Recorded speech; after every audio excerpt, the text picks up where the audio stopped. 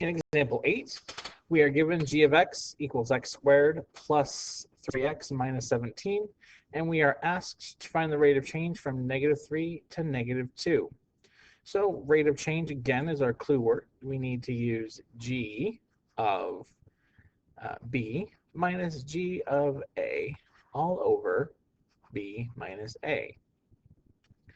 We know that b's come from the interval that they want us to find. So b and a are right here. The first one we'll call a, second one we'll call b.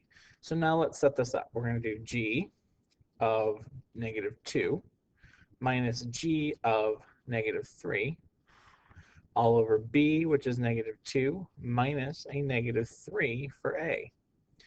Now, we know these values on the bottom, those are numbers. We need to plug these into the function in order to get the value of g at that point. So we're going to set it up. We're going to find g of -2, and then we're going to find g of -3.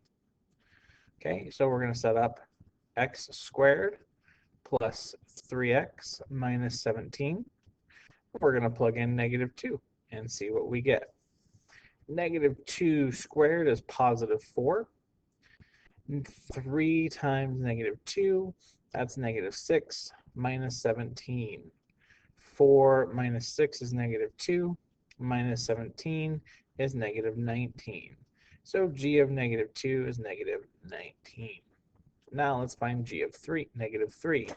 So we're going to take our same setup, x squared plus 3 times x minus 17. Okay, we're going to plug in -3 and -3. -3 squared is 9, plus, and then 3 times -3 is -9 minus 17. So we get 9 minus 9 is 0 minus 17. That gives us -17. So we know that g of -3 is -17. So we know over here we're going to plug in -19 minus over here -17. So let's set that up. We have -19 minus a -17 all over -2 minus a -3. Let's clear up our signs here. Double negative here becomes positive.